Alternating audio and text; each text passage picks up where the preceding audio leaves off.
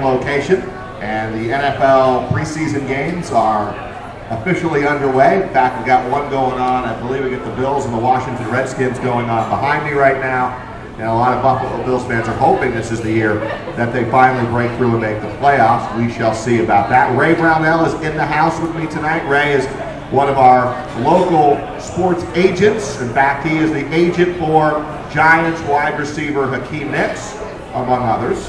And Ray joins us for a few minutes as we welcome you to Barstool Banter. Mr. Brownell, how are you? I'm good. How are you, buddy? I'm very good. I'm very good. Are you excited for the preseason games? Kind of get you going here a little bit that we're closing in on the start of a new season? I'll tell you, my juices were flowing the other night. The Hall of Fame game, the Saints, the Cardinals, just watching it has really got me going. And now tonight, a couple of games going to be on behind us. The NFL Network jumping from game to game. And then, of course, the Packers and I think the Chargers on ESPN. So, yeah, this is good stuff. Good time. All good. Why don't you let everybody know about some of the players that you do have, that you do represent, and certainly from the Giants, you've got a couple players. We do. Of course, you mentioned Hakeem Nicks, the wide receiver, who's currently injured. I'll update his status in a minute. David Deal, offensive lineman for the Giants. Josh Cribbs, multifaceted wide receiver, kick returner, punt returner, defensive back, running back, slot receiver, whatever they want to position him to play for Cleveland. Joe Thomas for Cleveland. Jerron Kreiner was one of our rookies this year. He's emerging in Oakland, so keep an eye out for him, the wide receiver out of Arizona.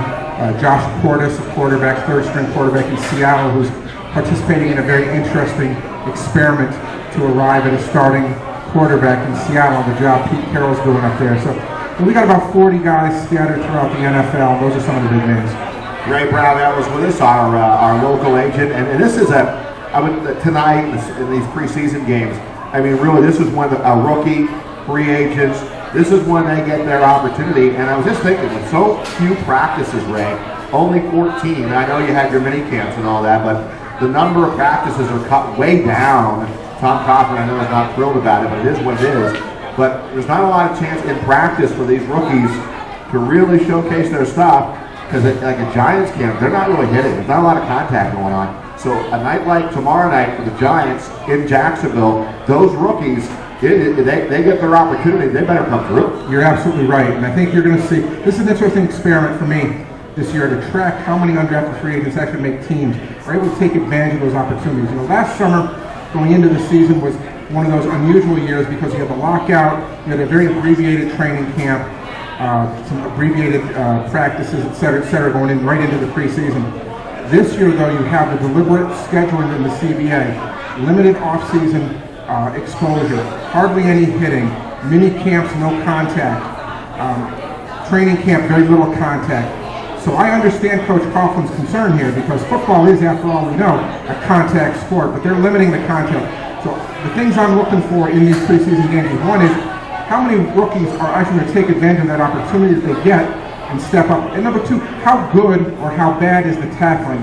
Because when you don't have contact, I'm a believer that your fundamentals slip. So I'm really interested to see the quality of tackling and the quality of defensive play in the preseason, as well as what the rookies do. But you're right, they have very limited opportunity, and I think it's going to directly result in fewer of them making rosters this year. Well, I tell you one thing, the difference in philosophy with the coaches. For example, Bill Belichick, it was this week or last week, actually brought in a team to scrimmage. If you ask Tom Coughlin about scrimmaging and more contact, he'll say, that's what our 4 preseason games are for. That's the contact. That's what we do. We don't do the scrimmaging. We get our work done here, and we do our classroom work, and we do our walkthroughs, and we have our practices. But if you want contact, we use the 4 preseason games for that. Where a guy like Belichick, he loves to scrimmage. What do you think about the two philosophies there? Well, you talk about those two names in particular. They both won Super Bowls. They both had extraordinary careers. So I don't think one is right or one is wrong. I think it's whatever the preference is. But I think you are going to see more teams scrimmaging this year in some practices to take advantage of some of those opportunities.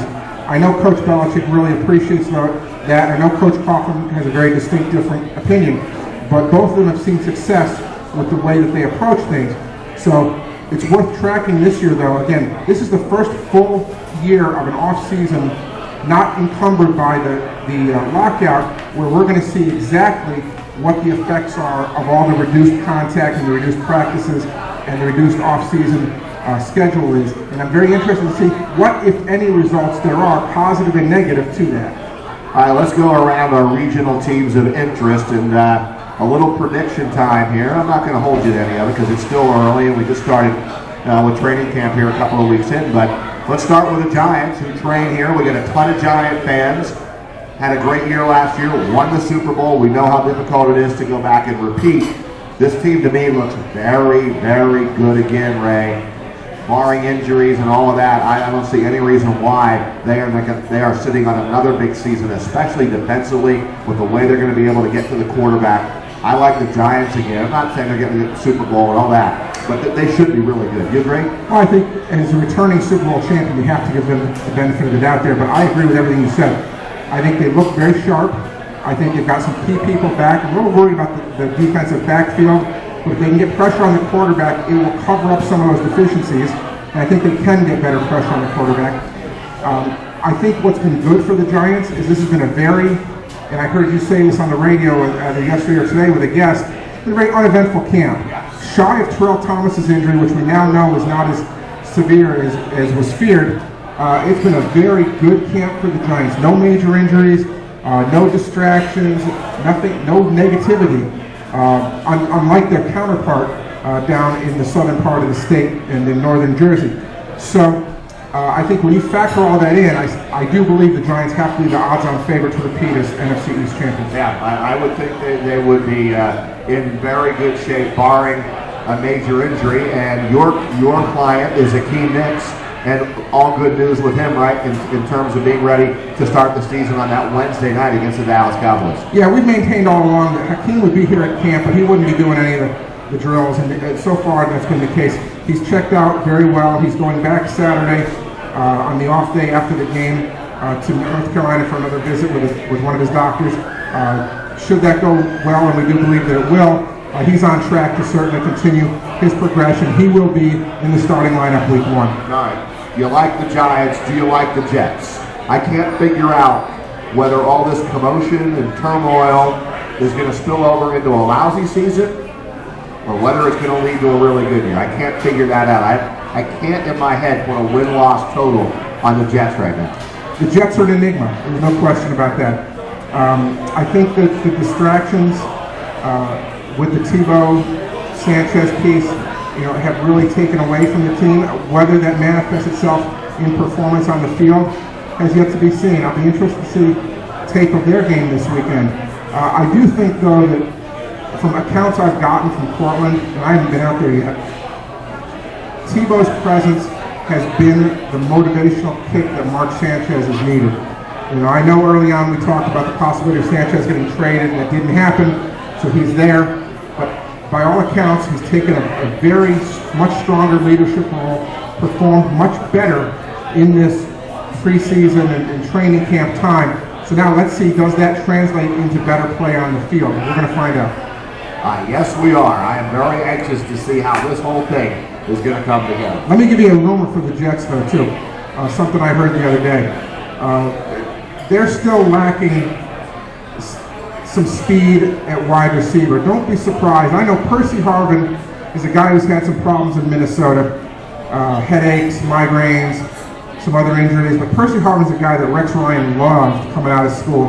And I've heard rumors that the Jets are trying to make a play for Harvin. The Vikings are sitting back now waiting. They want to get through the first preseason game. But if they think they can part with him, don't be shocked to see Harvin in a Jets uniform. All right, let's move to the Bills. They're on, and we're on.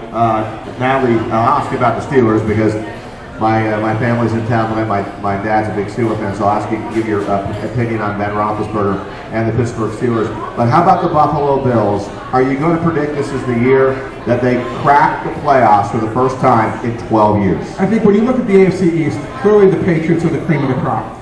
So barring any substantial rash of injuries there, the Patriots should win the AFC East. After that, I think it's a bit of a jumble. I think the Dolphins are an improved team. I think the Bills are an improved team. The Jets are an enigma to me. They could go 7-9, 6-10. They could go 10-6, 11-5. That remains to be seen. I do think, though, that the Jets are going to be in that 7-9 range right now. going into the preseason game facet of the preseason. I like what the Dolphins are doing. I think that if anybody saw Hard Knocks the other night, they're seeing a whole different approach now. The new coaching staff, Joe Philbin, Mike Sherman, are very offensive-minded. You're going to see a different look from this Dolphins team. Their defense is one of the better defenses in the league, so they are actually going to outscore some people this year. They will be improved. I'm not going to sit here and say they're going to go 10-6 and win a wild card spot. They'll be improved. My concerns with Buffalo lay in the secondary and offensively, particularly offensive line. And until I see more about that, it's hard for me to sit here and say the Bills are a playoff team. I think they have the capability to be so. I think a lot of that hinges on Ryan Fitzpatrick. He got his big deal last year. His play tailed off a bit. I don't know if that was a comfortability factor or just teams figured him out, but he has to step it up. They have to get better production offensively. They have to keep him upright, and that's a question, a big question for that offensive line. Can they do that? If they can score points, I think defensively they're going to be pretty good. I think they're going to be better defensively. I'm a little worried about the secondary, but again, if you have a strong pass rush, it'll mask defensive secondary deficiencies. And they do have a strong pass rush. Now, Mario Williams was a great acquisition for the Bills. So, that being said, let me see a little more of the preseason. Let me see how they're doing with that offensive line before I go out on a limb here. But I think the Jets will be fourth in the division. I think it comes down to Miami and Buffalo for second behind the Patriots. All right, we're with Ray Brownell here at Barstool Banter on this Thursday night. We're here until 9 o'clock. We have our ranting segment coming up at 8 o'clock tonight, a little after 8. We'll get everybody up here who has signed up to rant to win some really nice prizes, including a very, very nice grand prize tonight. I think you know what we're talking about. So we still have time. You still have time to sign up to rant tonight, and we look forward to that. Ray, how about, give me your take on Peyton Manning. Huge story in the offseason going into this season. We know he's had all the neck surgeries, left Indianapolis, now he's in Denver. What kind of season do you think Peyton Manning is going to have? Well, I've been on record as very skeptical about his return, and he's defied me and several other skeptics. So I'll sit here and eat a little humble pie. But I still want to see him play in a game. You know, you can't replicate game conditions. And by all accounts, everything I've heard from people I've talked to in Denver and other reports I've listened to, he's doing everything right in Denver. He's taking control of that team. He's showing the leadership that we know he's all about. And physically, he's looking the part.